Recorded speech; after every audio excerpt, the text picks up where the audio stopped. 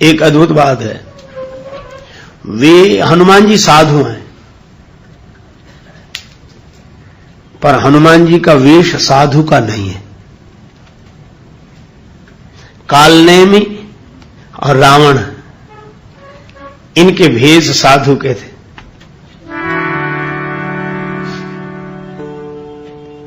तुलसीदास जी कहते हैं कि ये जितने भी हैं लखी सुवेश जग बंचक जीव, वेश प्रताप पूजियहि तेव, पौघरे अंत न होए निबाहु, काल नेमि जिमि रावण राहु। काल नेमि रावण और राहु का उदाहरण दिया। इन्होंने भेष तो बड़ा सुंदर बनाया, लेकिन भाव वैसा नहीं था। परिणाम वचन वेश से जो बने तो बिगड़े परिणाम, वचन और वेश से जो बने तो बिगड़े परिणाम, और तुलसी मन से जो बने तो बनी बनाई राम। वेश की अपनी महिमा है, वेश का हमारे यहां बहुत आदर है। हमारे संतों में भेष को भगवान बोलते हैं, लेकिन वेश के अनुरूप भाव हो तो वेश की शोभा है। एक आदमी बंदूक लिए खड़ा था और थर थर थर कांप रहा था। क्या नाम है तुम्हारा? शेर सिंह। तुम्हारे पिता का नाम? शमशेर सिंह। और कंधे पर क्या है? बंदूक। तो कांप क्यों रहे हो? कुत्ता भौंक रहा है। कंधे पर बंदूक, खुद शेर सिंह, बाप का नाम शमशेर सिंह, और कुत्ते के भौंकने से कांप रहे हैं। फिर क्या बंदूक का मतलब हुआ? क्या नाम का मतलब हुआ? क्या वेश का मतलब हुआ?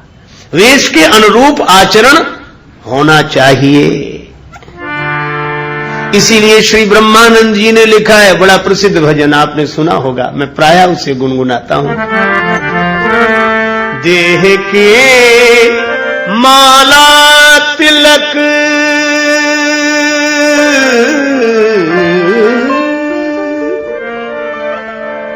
और छाप नहीं किसी काम के, देह के माला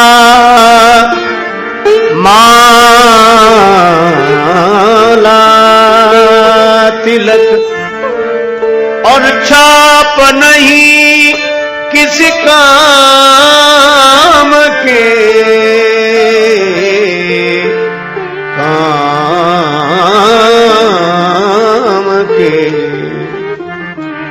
प्रेम भक्ति के बिना, प्रेम भक्ति के बिना नहीं नाथ के मन भाएगा, सोई परम पद पावेगा, सोई परम पद पावेगा। जो भजे हरि को सदा, जो भजे हरि को सदा, सोई परम पद पावेगा, सोई परम पद पावेगा।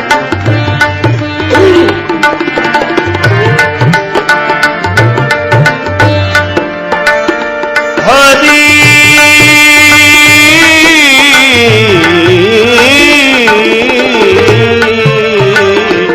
सोई परम पद, सोई परम पद, सोई परम पद पावेगा।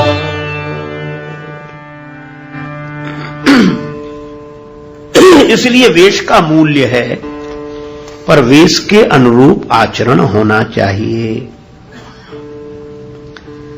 तो रावण, कालनेमी और राहु ने वेश तो बनाया, पर वेश के अनुरूप आचरण नहीं रहा। और हनुमान जी की विशेषता क्या है? किएहूं कुबेश साधु सन मानू, जिमि जग जामवंत हनुमान। हनुमान जी ने वेश नहीं बनाया, साधु का भेष नहीं बनाया, पर हनुमान जी साधु हो गए। और इसीलिए तुलसीदास जी कहते कि धन्य है हनुमान जी का ये सुवेश। कहा हनुमान जी तो साधु के वेश में ही नहीं, किएहूं कुबेश, ये वानराकार विग्रह है, वानर वेश में, ये साधु का वेश नहीं है। तुलसीदास जी बोले हम इनके तन के नहीं मन के वेश को देख रहे हैं। कंचन वरन विराज सुवेशा, ये मन से साधु हैं, मन से भगवान के भक्त हैं। किएहूं कुबेश साधु सनमानु, जिमि जग जामवंत हनुमानु। तो कंचन वरन विराज सुवेशा। अच्छा, वेश में भी वर्णन किसका किया? वर्णन कानों से शुरू हुआ। कानन कुंडल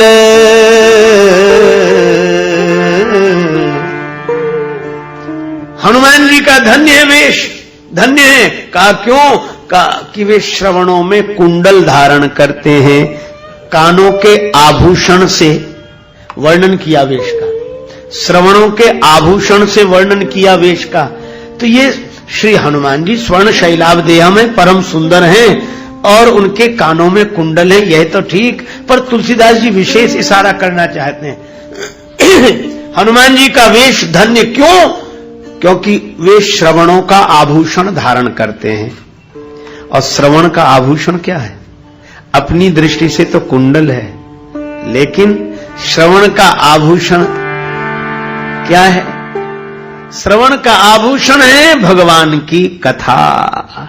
भगवान की कथा सुनी जाए, रामचरित सुनिवे को रसिया। यत्र यत्र रघुनाथ कीर्तनम तत्र तत्र कृतमस्तकांजलिम, वाष्पवारि परिपूर्ण लोचनम, मारुतिम नमत राक्षसांतकम। तो जिसने अपने कानों का आभूषण भगवान की कथा को बना रखा है, उस सुवेश को प्रणाम है। कानन कुंडल कुंचित केशा, बाल टेढ़े हैं, अच्छा सीधे नहीं है, कुंचित हैं, घुंघराले हैं। तो तन की दृष्टि से तो घुंघराले हैं, पर बाल को आप विचार का स्वरूप माने, क्योंकि सिर से बाल का जन्म और सिर से ही विचार का जन्म। तो ये बाल सिर से उगे तो सीधे गए, हनुमान जी के बाल सीधे नहीं गए, लौट कर आए।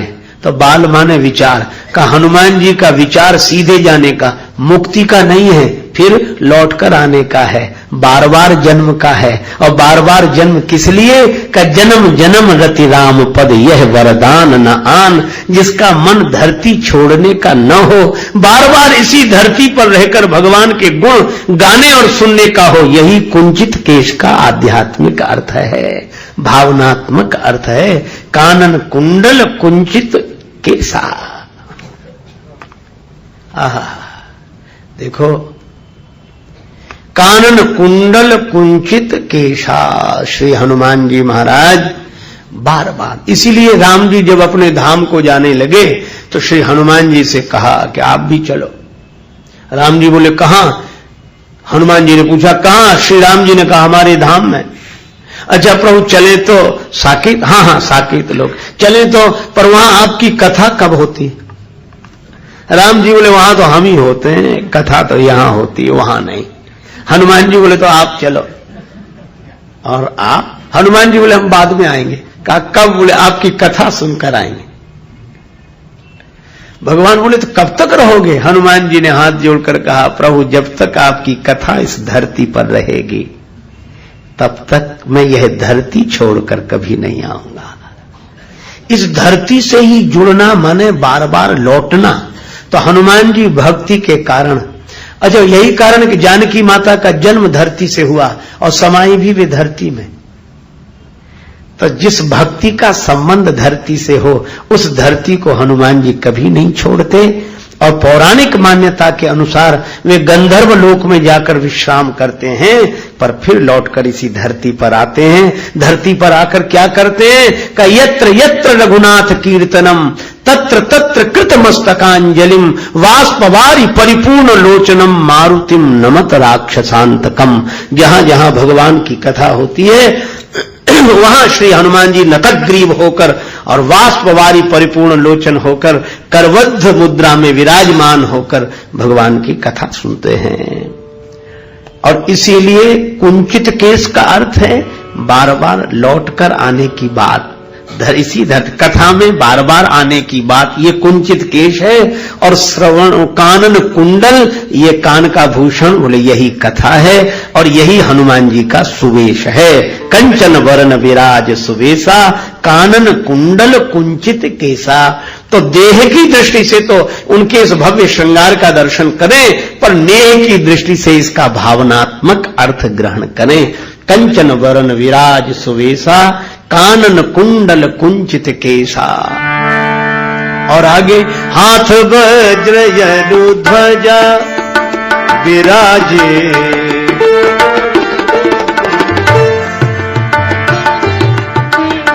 हाथ वज्र यदु ध्वजा विराजे कांधे मूज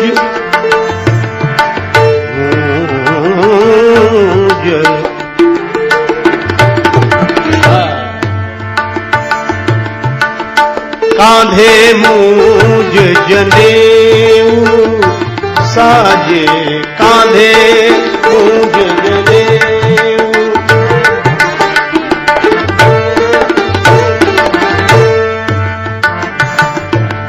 हाथ वज्र ध्वजा विराजे कांधे मूज जनेऊ साजे हाथ वज्र ध्वजा विराजे हाथ ध्वजा विराजे हाथ वज्र ध्वजा वज्र ध्वजा वज्र ध्वजा विराजे हाथ वज्र ध्वजा हाथ वज्र ध्वजा वज्र ध्वजा वज्र ध्वजा।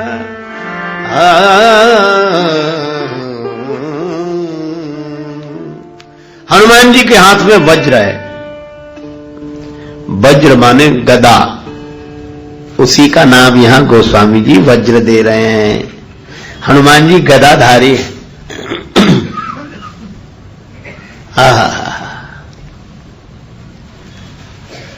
और एक हाथ में गदा और एक हाथ में ध्वजा।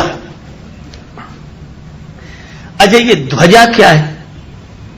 कौन सी ध्वजा लहराते हैं हनुमान जी? ध्वजा तो एक ही है, रघुपति कीरति बिमल पताका